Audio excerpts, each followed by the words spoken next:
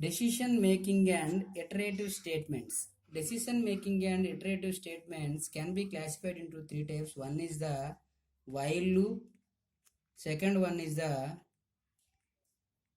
do while loop, third one is the for loop. Already I told the while loop and do while loop. Now we have to discuss about the for loop. The definition of a for loop. It is an entry controlled loop. It is an entry controlled loop and counter controlled loop and counter controlled loop. The general syntax of for loop. Syntax of for loop. For initialization semicolon condition semicolon increment or decrement open brace body loop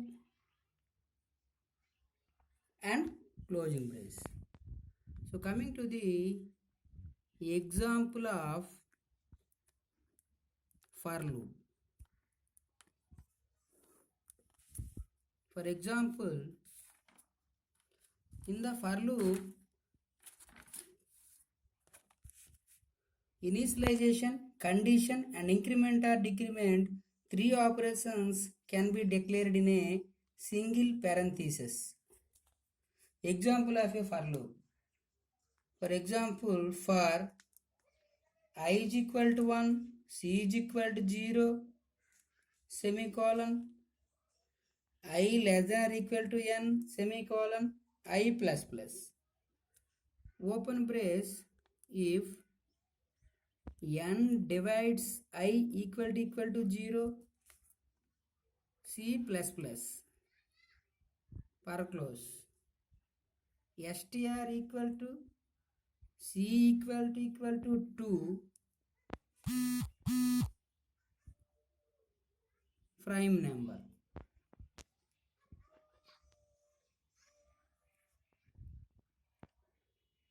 System dot out dot print ln str for close and if close. This is the example of for loop.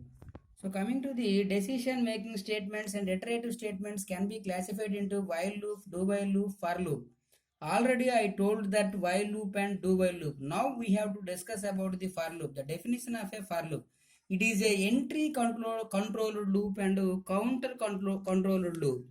So now we have to discuss about the syntax of for loop. The for loop declared as a for open and closing parenthesis, the initialization, test condition and increment or decrement, three operations can be declared between the parentheses. So open brace, body loop declared after the loop will be closed. So now coming to the example of a for loop. In the for loop, for I is equal to 1, C is equal to 0. This is the initialization for. Here I equal to 1 and C equal to 0 will be initialized. After that I less than or equal to n. This is the test condition. After that I plus plus. This is the increment operator. The condition satisfied I is equal to 1, C is equal to 0 and I less than or equal to n.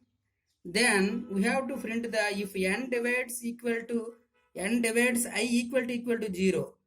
The n value divides I, the output will be a 0, then counter will be incremented. That is known as a C++. After that, str equal to C equal to 2. If it is true, then the number is prime number. So that will be printed in the system.out.println str. After that, if close and for close. This is the example of for loop. Thank you.